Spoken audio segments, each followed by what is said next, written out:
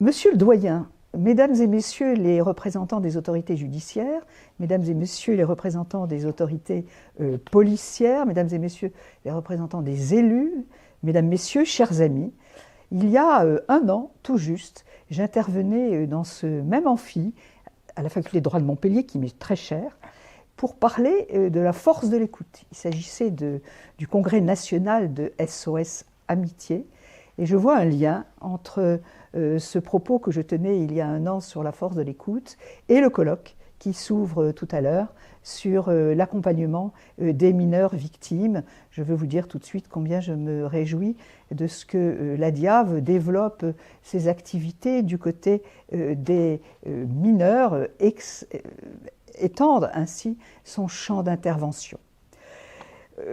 Cette association, je la connais depuis longtemps.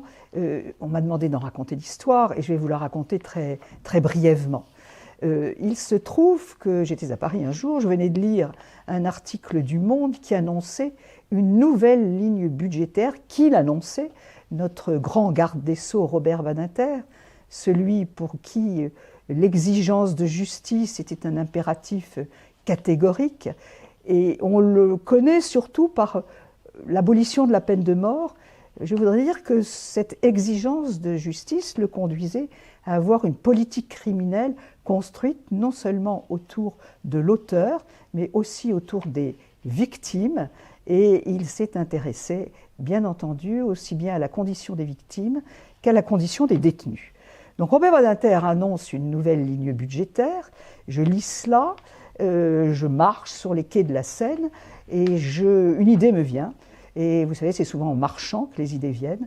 Et je me dis, je rentre à Montpellier, je vais y rentrer le soir même, et je vais monter avec des amis, des collègues, cette association. Montpellier sera pilote, l'Hérault sera pilote. On sera à peu près dans les premiers à mettre en place une association d'information et d'aide aux victimes. À peine rentré, j'en parle là. Mes amis et collègues Anne Daudeville et Didier Thomas, enthousiasmés comme moi, nous sommes allés assez vite. Je venais d'être élu au conseil municipal de Montpellier et c'était une bonne occasion aussi de montrer que nous pouvions être actifs dans la société montpelliéraine, aux victimes, etc.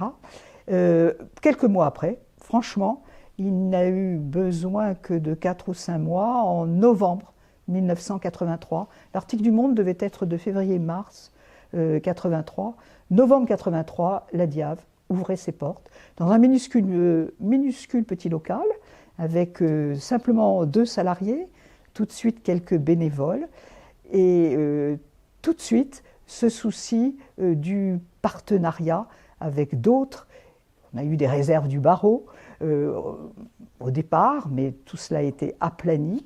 Ce souci d'agir avec d'autres et pour l'ensemble des victimes d'infractions pénales. Je voudrais profiter de ce court propos pour adresser à la fois ma reconnaissance et mes remerciements à tous ceux qui ont fait de la DIAV ce qu'elle est aujourd'hui. Et je citerai en premier lieu sa première directrice, Lucille Roté, qui a été 35 ans jusqu'à sa retraite, directrice de la DIAV, avec un don des relations humaines, une énergie, une compétence qui ont fait que nombre de bénévoles, de salariés ont vécu ensemble avec, me semble-t-il, un minimum de conflits. Je salue en même temps la nouvelle directrice, mais malheureusement elle s'en va. Donc, la première est restée 35 ans, la seconde s'en va au bout de 5 ans, mais je souhaite à la troisième de rester aussi très longtemps. Ces salariés, ces responsables et ces bénévoles étaient bien sûr sous la tutelle d'énergiques et dynamiques présidentes. J'ai plaisir à rappeler qu'Anne Daudeville a pris ma suite très rapidement. Au bout de 2 ou 3 ans, moi je l'ai simplement créée et présidée au moment du lancement, cette association. Anne Daudeville, très rapidement et avec bonheur, elle a conjugué à la fois une présence réelle de présidente de l'association dans l'Hérault et une présence réelle à Paris lors de la création de l'INAVEM, la première fédération qui est maintenant France Victime. J'ai eu ensuite d'autres présidentes. Ah oui, j'ai oublié de dire qu'Anne Hauteville a présidé elle-même l'INAVEM aussi un temps. D'autres présidentes, Annie Besson, Nicole Lehmann et Roselyne Leplan-Dupuis. 3 d'entre elles vont animer aujourd'hui des tables rondes. Donc la Diave a 40 ans. 40 ans, l'âge de la maturité, un bel âge, et l'âge où aussi on peut porter son regard sur ce que l'on a fait avant et sur ce que l'on va faire après. Je note que France Victime, au national, a toujours été, qu'il se soit agi de l'INAVEM ou de France Victime aujourd'hui, un soutien et un premier partenaire pour ce réseau qui maintenant comporte 150 associations, mais nous avons été dans les 3 premières lancées. Donc on a bénéficié de cet environnement national, d'un soutien sans faille du ministère de la Justice. Et à ce propos, je veux rappeler aussi que ces 40 ans sont 40 ans pendant lesquels le droit des victimes s'est considérablement renforcé. Et j'ai plaisir à en avoir été actrice comme rapporteure de la loi du 15 juin 2000 à l'Assemblée nationale, renforçant la protection de la présomption d'innocence et les droits des victimes. Et c'est cette loi qui introduit dans le Code de procédure pénale un article préliminaire. Il a fallu un peu batailler pour qu'au cœur de cet article préliminaire, il y ait cette phrase qui dit à peu près « l'autorité judiciaire veille à la garantie des droits des victimes ». Je veux rappeler aussi qu'à ce moment-là, Robert Badinter n'était plus garde des Sceaux, mais il était sénateur, et il a veillé de près au déroulement de la fabrication de cette loi. Il y en a eu bien d'autres. Il y en a eu bien d'autres mesures qui ont modifié le droit des victimes. Tout récemment, j'ai eu à le re-rencontrer, si je puis dire. La présidente m'a demandé d'en dire 2 mots. Comme membre de la SIAZ, la commission indépendante sur les abus sexuels dans l'Église catholique, et tout récemment, j'ai donc été à nouveau confrontée à la question de l'écoute. Et je veux dire ici combien France Victime au national a soutenu les travaux de la SIAZ. Beaucoup d'auditions, beaucoup de témoignages ont été déposés au national. Et d'ailleurs, ces liens entre France Victime au national, la Diave, France Victime 34 et d'autres, l'ancienne directrice, Lucille Roté, les porte encore, puisqu'elle est bénévole dans l'une des structures mises en place à la suite du rapport de la SIAZ pour construire une justice tant soit peu un peu restaurative, fondée bien sûr sur l'écoute.